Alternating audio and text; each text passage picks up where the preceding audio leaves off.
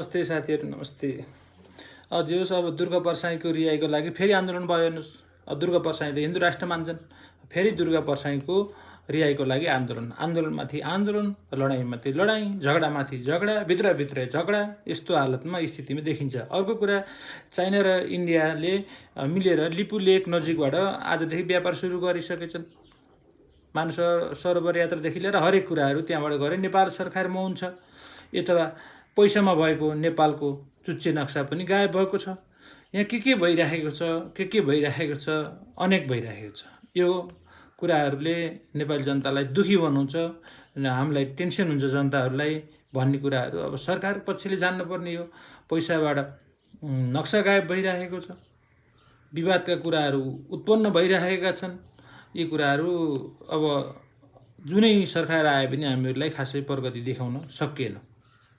जे होस्, आशा र भरोसा चाहिँ गरि नै राखेका छौँ। तर अब के होला, कसो होला, होइन। अब दुर्गा परसाईको आन्दोलन फेरि बढ्ने पो होला कि, अब अथवा त्यही कुरामा उनलाई रिहाई पो गर्ने हो कि। अब यो कस्तो भन्नुहोस् न, अलिकति अब आलो काँचो सरकार जस्तो भइरहेको स्थिति देखिन्छ।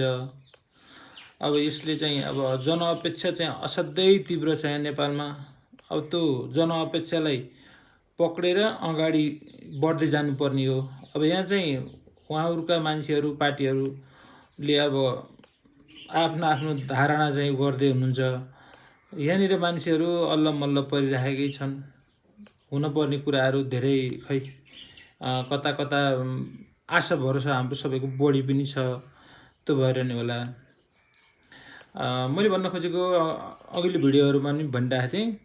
जे होस्, अब यो ठुल्ठुला देशहरूले यस्तो खालको पनि गरे भन्ने खालको कुरा बुझिन्छ। जस्तो चाइनाले ताइवान मेरो भन्दाखेरि अमेरिकाले ताइवानलाई हात हतियार, पैसा सहयोग कम गर्ने, उसले ताइवानमा चाहिँ अब लिने, अनि रुसले युक्रेन लिने, अमेरिकाले युक्रेनलाई हात हतियार नदिने, होइन। अब अमेरिकाले भेनेजुएला लग्यो, अब अरू देशका मान्छेहरू खासै केही बोलेनन्। त्यस्तो गरेका हुन् कि भन्ने खालको पनि एउटा त देखिन्छ।